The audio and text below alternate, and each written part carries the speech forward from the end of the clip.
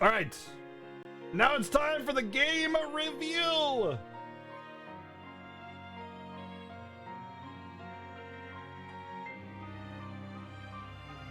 Let's see.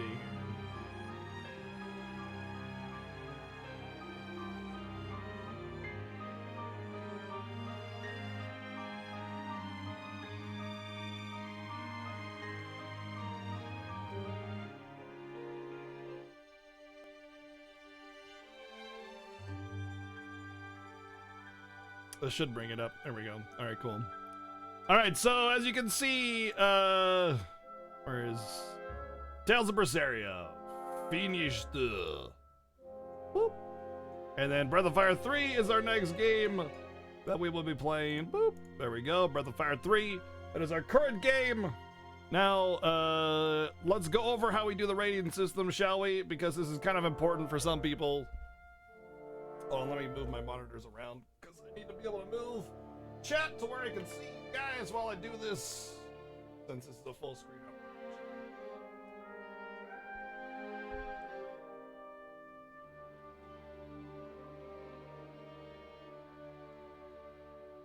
Yeah, 43 hours. I'd say that's feels pretty average. All right, so the way this works is that we rate on a 5 is average scale, because what we're doing here is we're gathering data. If you know what a bell curve is, well, this is a bell curve. You're gathering data, which is the opinions of people or the quality of the game or whatever. It's super zoomed in. It's not. It's just the cutoff that I have because I have to cut off the top of the browser and stuff. Actually, it might. Oh no, I know what it is. Hold on.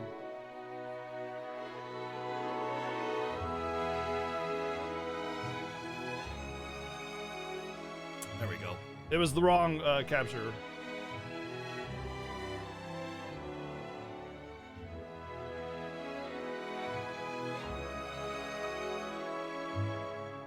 It was the wrong window.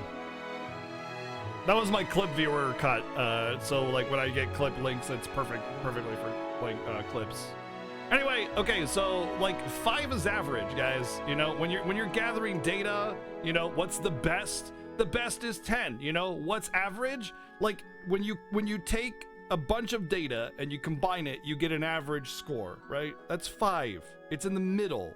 Always. Average is the middle. That's what it means. It's the average quality or score of something. So 5 is average. The vast majority of things fall between the 4 to 6 category or rating, because that's just where most things are. Most crafted things, art, whatever, it's usually pretty average. When something excels, it's rare. That's what makes it good, because it excels. It's excelling beyond the average limits, which is why it's good. And when things fail drastically, it's also rare, because that's why we care so much about it, why I make such a big deal about it, because it's rare, especially really bad and especially really good. That's how things work. It's the way of the world. The music spike is great. Yeah, I know. I turned it all the way. I turned it a lot lower down because of that. I need to tweak it to make sure it doesn't do that. But Fubar doesn't do that inherently, so anyway, visuals. When we talk about visuals, we don't talk about just like, yeah, the graphics were cool or this ability looked cool, the and 10 out of 10. No, we take all the visuals, the graphical fidelity, the artistic aesthetic, the level of detail across the game, the number of unique dungeons, worlds, designs, character art, character designs, the aesthetic, oh, we said the aesthetic, animations, and you know, like the dungeon design in general, like how, like, does it make sense, that kind of thing. Anything to do with your eyes, all the things.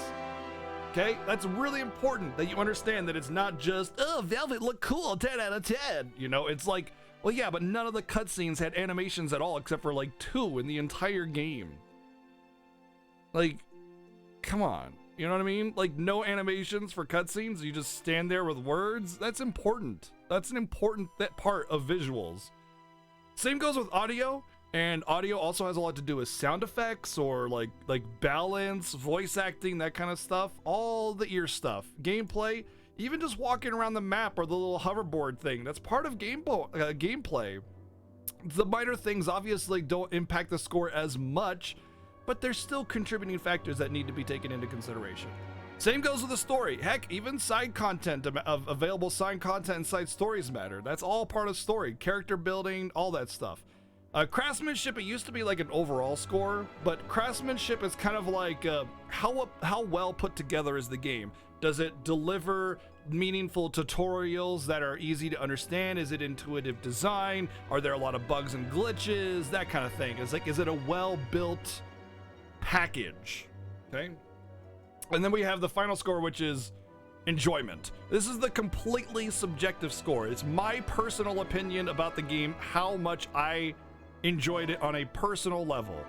Everything else is as objective as I possibly can make it. I mean, by definition, objective is a personal opinion, but it's an attempt to take personal bias out of the equation. Nobody's objective opinion is perfect. That's the definition of objective. If you don't like it, go read a fucking dictionary, because I'm sick of having to explain how wrong people are about the definition of objective.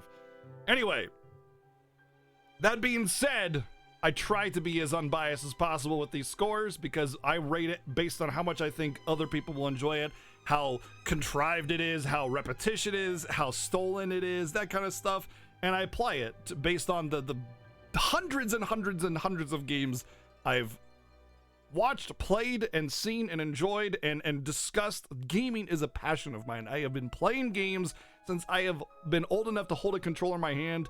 My dad got an Intellivision for my mom when I was just a wee bab to keep her busy while she was raising us kids, something for her to do in the house. Of course we took over. You know, of course we took over. I've been playing games my whole damn life. So it's my life. Games are my passion. All right. Let's get down to business. These are all the games that I've rated in the past. You can go check this list in the same command as the Variety Night list command. So !variety if you want to get that list. The last game we played was Dragon Quarter on viewer choice, and it was shit-tastical. Man, boy, did that game suck. And we have finished Tales of Berseria. I think it's actually this one. Yep. And Breath of Fire 3 is going to be our next game. Breath of Fire 3 is PlayStation 1. Or it's just PlayStation. That's a JRPG. All right. Can someone get me the US release date of the PlayStation 4 version of Tales of Berseria, please? I don't write it down anymore on my interface for people to see, so I don't go looking it up anymore. Okay. And I'll talk about everything. All right, visuals. Now, this is the first big hit that this game is going to take, because the visuals of this game were significantly limited. The character design was great. January 24th, 2017. January 2017. Thank you, Dragon. Thank you very much. The visuals of this game lacked significantly. I don't care. Yeah, in a release, the one that I'm playing. Yeah, exactly. I don't care if this was a game released for PS3, because the reason the visuals lack in this game is not because of the graphical fidelity. Although the graphical fidelity does kind of lack. Why am I getting two dates? What's August 18, 2016? Is that the JP release? I want North American release. But like, even for a PS3, wait, well, which one is it then? I want PS4 US release.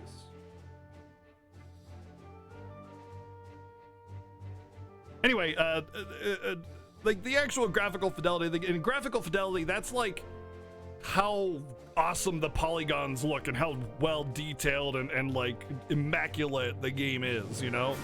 Like how, basically how many polygons. That's like the down to the brass tacks of fidelity. It's you know, higher resolution, you know, but greater level of detail. But detail also means like how the ground clutter and how well built the worlds are, you know, ivy on the wall, unique textures that are different and not repeated. So for instance, with this game, the dungeon design entirely was like repeated textures over and over again. They were okay, pretty advanced textures for for this kind of game, but still not super great. Many of the dungeons were very bland and boring, just generic cave hall, like, ugh, I don't care. Like, you want to talk about like generic hallway design? Like FF13 was light years above this. I'd rather play Final Fantasy. I'd rather have Final Fantasy X visuals than this game because, and that's like PS2, you know. And of course, FF10 looks fantastic even by today's standards. But it's just because they have environment detail. They have unique settings and places to go to, and every place feels great and new and unique. And you have these twisting, vining paths that are like that make it feel like you're just going through this like raw environment, you know, as opposed to just here's a cave hallway, here's a texture, here's a couple scattered rocks on the ground and a barrel. There, done. Towns were kind of okay. They weren't really overly detailed. There was a lot of NPCs walking around. The docks felt like docks. The towns felt like towns. There was a couple pretty cool design towns, but the dungeons, the world itself, not super well. Not to mention the ground clutter was kind of disappointing because they used sprites on a lot of the ground clutter. And that was kind of a disappointment for a game of this age. They couldn't, it was also very, very limited in general. You know, there was like 3 trees in the entire game just repeated and turned around and stuff. And it just like overall, oh, and the biggest hit to the visuals of this game were the complete lack of animations in every cutscene and dialogue exchange. And you could say, oh, but the skits had, you know, the portraits and stuff. You know what the skits are? They're 2D images, and then they just like move the arm and they don't have to redraw the whole body, you know, or they just draw one image, you know? Like there's maybe, I don't know, 5 or 10 images that they have to draw for each character and then just cycle them, and then they can move the image, which takes no effort at all. You know, so like when they come in on screen or they come out on screen, they just move the image. That's not an animation. That's just moving an image. So there's 2 types of like art, I guess you could say, in games. There's 2D, which is a sprite or 2D image, and then 3D, which is a polygon model. So the skits are just 2D images. They're flat drawn images, and they can be moved around freely at will. A 3D model has to be animated. That means they have to go in and assign vectors to each part of the body to move it around, to articulate it, right? So like if fingers are moving around, they're manually moving those fingers and joints and everything to individual vectors to make it look like something cool is happening. And it's hard to do to make it look realistic. That's why so many games of this caliber have very like stiff animations where they're like robots or whatever, because they don't want to articulate so many individual pieces. But that doesn't make it, just because they were lazy doesn't, like, that's like just, oh, it's lower budget. It doesn't forgive it just because it's a lower budget game, you know? Like there are lower budget games that push the limits, or they use a style of art that is more beneficial to their lower budget so they can create a more meaningful visual experience for the player. That dog, there was a dog that didn't even have an idle animation, meaning it didn't like breathe or anything or pant. It was stiff as a board. No animation whatsoever. Just, that's... Tales games are the fast food of JRPGs? A little bit. Right?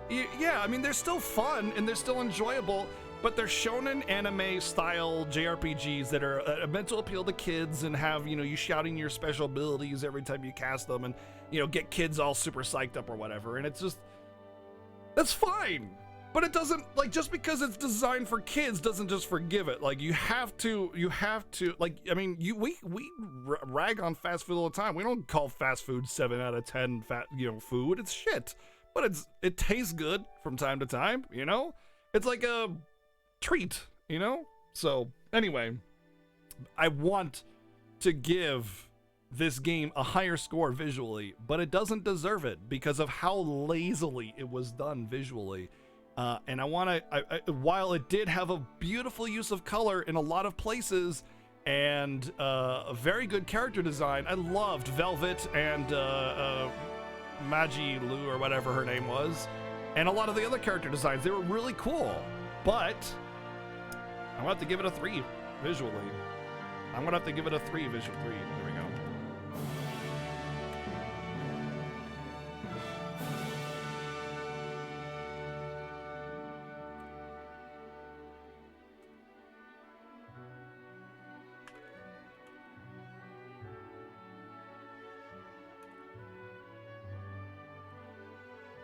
I need to do a thing here. I need to make that wrap around. Boop. There we go. All right. It's like, it's such a hard score to give right there. That is probably one of the hardest scores I've ever had to give, but I think it's a completely and totally fair score. The game looks beautiful from the surface level, but you get anywhere deeper into the game and it just totally and completely lacks. And it deserves to have that lower rating. Now, audio is pretty good in the game. The sound effects were nice. The combat was a little bit too high volume, and you couldn't balance combat volume versus out of combat volume like you could in like Star Ocean 4, which was an older game, you know. It feels like completely out of balance. Like I sat here when I was playing Tales of Berseria, I was turning up and down the volume constantly on my game. Like I have like on the fly. Okay, you hear that? I have. Oh, if you're watching the recording of this, by the way, like on YouTube, Twitch automatically records in mono, or yeah, it's all automatically mono, so you can't hear the increase right there. Oh no, never mind. That's for the balance one. This. Oh, we're in the left ear. We're in the right ear.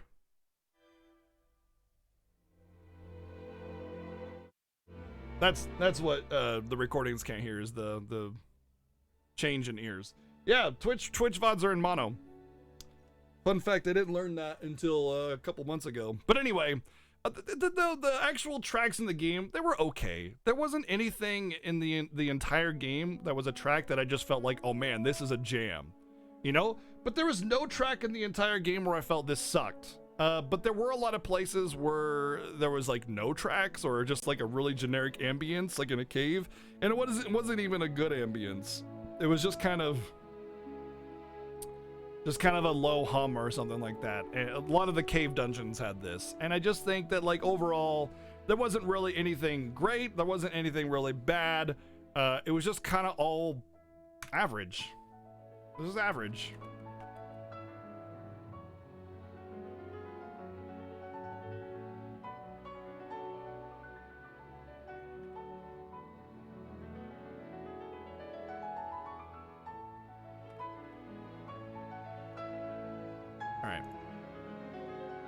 Sakuraba's the composer. He does Tales games, he does Star Ocean games. He did Valkyrie Profile. Voice acting was okay. Some of it was good, some of it was bad. Again, about average for the type of game that it is. Nothing really stood out. There were some cool parts, there were some bad parts. Gameplay. This is actually where the game excels. I've talked about this the entire time that we've been playing the game. It is fun to play. However, one thing I would say is that the difficulty spikes that you get in this game are not interesting. You'll get a boss that just kind of bunkers down and keeps blocking forever, and like you just have to sit there and hope you get your souls up somehow magically. And I know there's items that recover souls. You don't get them until later. And I didn't really burn them until the last boss, which I didn't even need them for, which was really interesting. I just juggled them. And the last boss also was pretty disappointing combat-wise. I just hit him and he died. But it doesn't matter. As we've discussed many times with Final Fantasy Mystic Quest, difficulty has nothing to do with how fun a game is. Granted, difficulty can enhance gameplay enjoyment under the right circumstances. But in a Tales game, I will take the easier side of things every time, because when Tales games get too, quote, difficult, it's usually just bullshit interrupt juggle mechanics until you die and you're spamming items the entire time. It's not interesting at all. It's really frustrating, in fact. But the combat, the basic combat was very intuitive.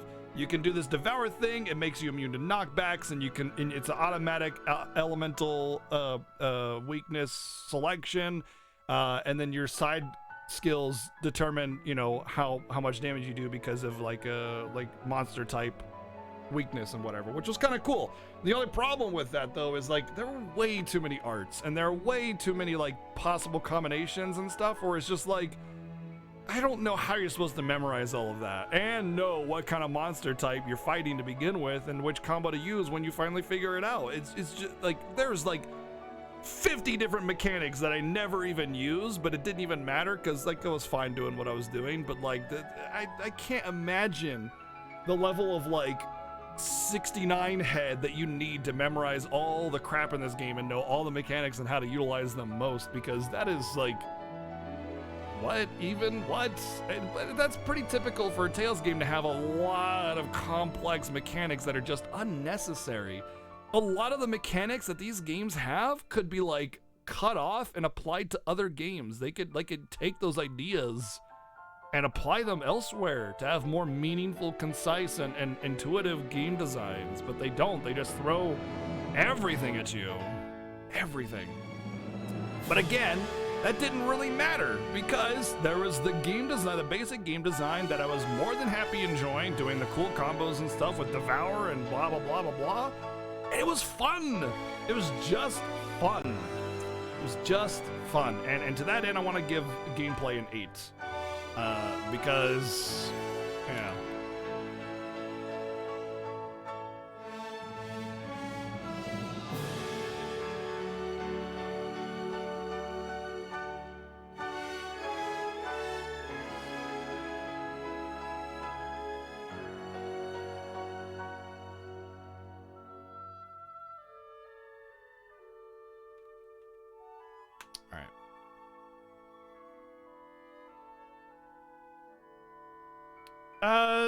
Well, yeah, they kind of are, but I think a game should be designed to be easy to learn and get through the game, or not necessarily easy, but like intuitive is the better word to use, because difficulty, again, should have no bearing on the enjoyment of the game, but it should be intuitive at the very least. And intuitive means easy to understand and be able to exploit, you know, easy to understand. That's what intuitive means.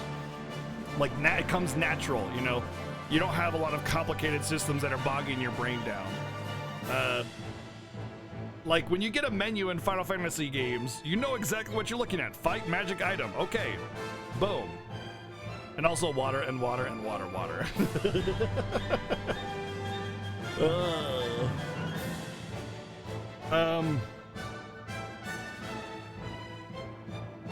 But yeah, this should always be intuitive. Like Dark Souls is hard, but it's intuitive. It's very clear the things that you can do and what your objective is. And they give you really nice tutorials like on the way, like, hey, press A to do this. Okay, move on. You're pressing A to do it. Neat. You know, press B to do that. Oh, okay, I can press B to do this. Let's move. You know, how to do a plunge. Like even complicated mechanics like plunge are taught to you in the very beginning of the game. Oh my god. And water and water and water and water and water and water and water and water and water and water and water and water and water. Amazing. Thank you, Kamen Rider, for the $8 donation, dude. Water and water, water, water and water and water, water, water and water. Right, but anyway, again, a game has to be intuitive before it is anything else. And so, you know, having this like requirement to understand the finer mechanics of a game just to get through the story shouldn't be a thing. You know, it should be intuitive and not overly complicated, and then, you know, based on how well you understand that should determine how hard it is for you to get through a game. And Tales games have a lot of this like unfair juggle, one-shot kill, item spam stuff in the previous iterations, and I think that's important as well. But of course, All Divide is kind of like the apology for it. Like, yeah, we know this is cheese, so just use an All Divide when you get stuck. I don't know. Ys 8. I'm actually playing Ys 8 on my own time. I think gameplay-wise, Ys 8 is like Tales of Berseria. Gameplay-wise, it's really fun, but everything else is kind of not so great. But anyway, story. We're on to story. Now, this is another big hit for this game because I want to give this game a higher story rating than I'm going to give it, but unfortunately I can't because of so many of the like lack of ability to understand the important parts of a story and keep only those. It just, like someone said earlier, as Toadzine, he said, they just threw everything at the wall and just saw what stuck. But if you throw everything at the wall and saw what stuck, you already know the only thing that's gonna stick is the well-cooked spaghetti. So why throw everything else at the wall? It just creates a mess and clutter. And then you're mad at the spaghetti because now you got a big old mess you gotta clean up and you don't even want to eat it anymore. That's exactly how I feel. There are so many parts of the story that were like, damn, this is powerful, this is good. And then it gets like this really hokey, generic, poorly written garbage lines right afterwards. And it's like, man, this could have been really good spaghetti. But instead, you threw pots and pans and monkeys and freaking kumquats. And why are you throwing Jello at the spaghetti? Like, just keep the spaghetti. Keep the spaghetti. Get rid of the rest. And just, kumquats don't stick to the wall, okay? They don't. Is Yukiko cooking? Just, that's how I felt about the story. And it just made me bitter about all the good parts of the story. And I just wanted to like parts of it. Oh, and the overwriting was beyond. Now, let me explain what overwriting is. Overwriting is when there's just way more than what's needed in the cutscene. Sometimes a little bit of over exposition is kind of a good thing. It's necessary, especially depending on how much previous writing is in the game. But more than anything, it's re-saying the same things over and over and over again. I hate that shit. I hate it. Like drawing from previous parts of the story and relating to them and kind of giving a quick little one-liner about like, oh, what happened in Midgar or something like that. I just thought about Midgar because FF7 music is playing. So like, you know, like they're talking and like, oh, Midgar. And then it's like, that is enough to remind the player. You don't need to go in immaculate detail about all the things that you did in Midgar leading up to that point and everything, you know, it's just, reminder to the player, done. That's it, that's all you need, you know? And they just repeat themselves over and over and over again. And then there's like tons and tons and tons and tons of these skits and dialogues that just like don't add any flavor or enjoyment to the game's story whatsoever. It's just like the same generic tropey cutscenes and dialogue you've seen in a million other shonen animes or games. And it's just tired. It's tired and it's tiring. And it just takes away from the story. It doesn't add to it. Create meaningful exchanges that are parts of the main story and not generic exchanges that are part of optional dialogues, because then they have more impact. And I know that there's an attempt at character growth in a lot of places, especially with La Facette. They really tried to force that character growth out, and a lot of times it made sense and it was valuable. But there was far too many times where it was just like, I like this, but it's the spaghetti all over again. And it just makes you bitter about all the other things, and it prevents you from enjoying the spaghetti. So, while I did enjoy parts of the game, and I teared up in a lot of the story parts. I teared up a lot during this game, especially tonight. I was just like, damn, that's powerful. But like, it made me upset that I was feeling things when the rest of the game was just so bleh, story-wise. Oh my god, the sexism, yeah. Ugh, yikes, that was super yikes. Yeah, but anyway, enough is enough. Story gets a 3.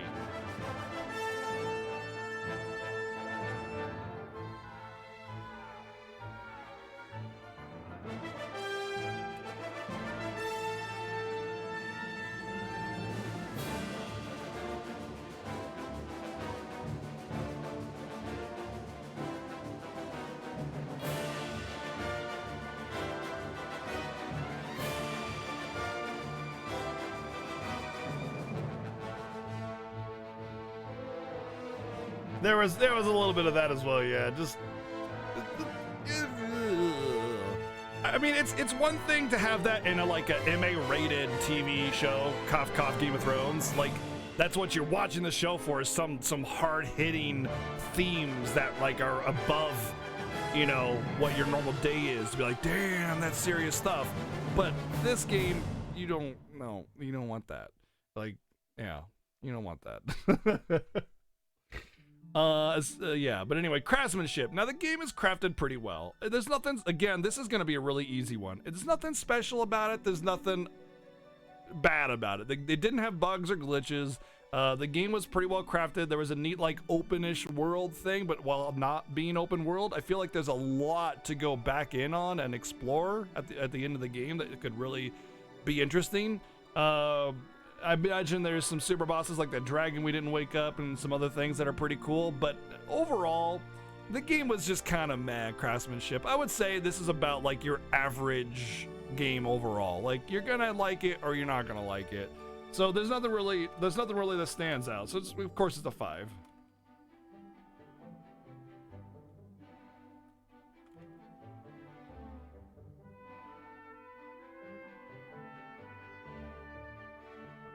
Enjoyment. Now this is really interesting because like as much as I really enjoy a good story, this one didn't have it. As much as I really enjoy a good OST, this game didn't really have it.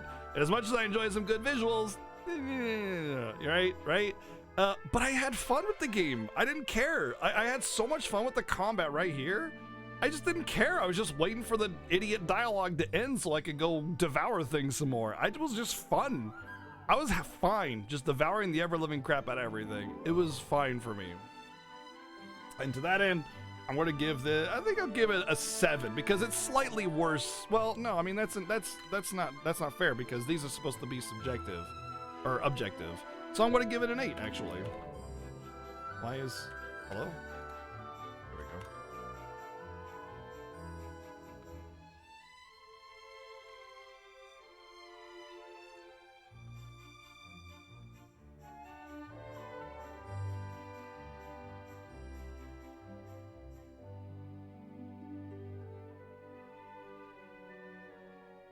Yeah, Dragon Quarter gameplay is no, just don't.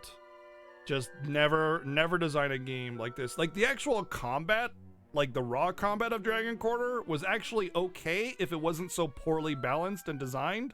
But unfortunately, the game intends you to fail and lose and have to start all over again. That's the intended design. And then there's limited save tokens and shit. Like, oh my god, I could go on all day about how poorly designed Dragon Quarter is. And this is just the worst I've ever seen a game be designed.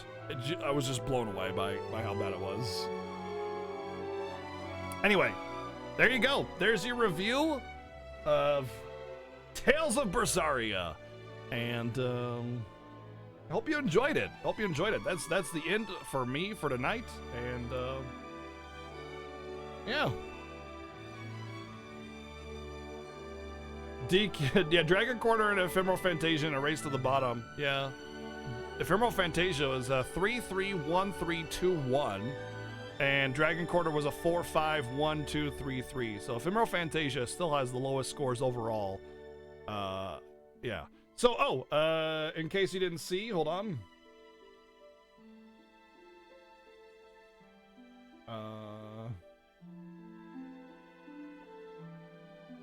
The next game is Breath of Fire 3. So that's our Monday, Tuesday game. The way our schedule works is that we do game 1 on Thursday, game 2 on Friday, and then back to game 1, and then back to game 2, and then Monday and Tuesday is our game 3. That's our viewer choice game. This is voted by you guys, and that should not be that way. That should be that way. I must have added that in on accident. But that is this is our viewer choice game. So this game was voted in by you guys. Thank you for watching, though. Tomorrow will be Breath of Fire 3.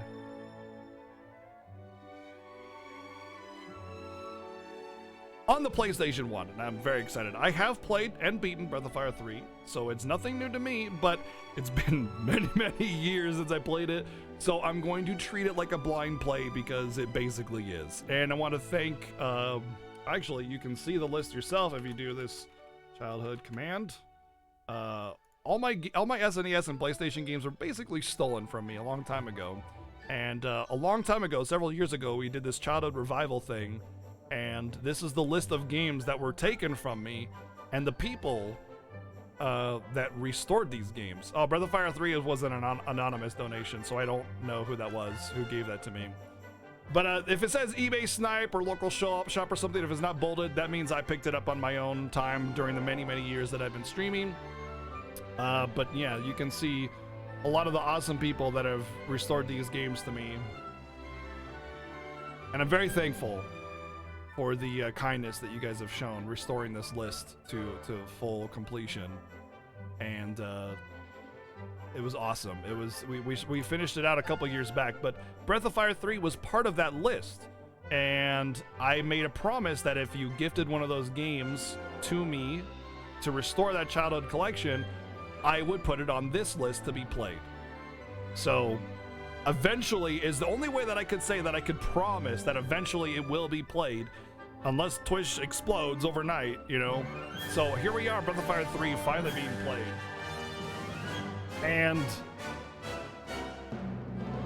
I love all four of the first Breath of Fire games. They're great games. They're fantastic games. And if you have not played Breath of Fire 3, I highly recommend showing up tomorrow at 1 p.m. PST as we start Breath of Fire 3 for the PlayStation.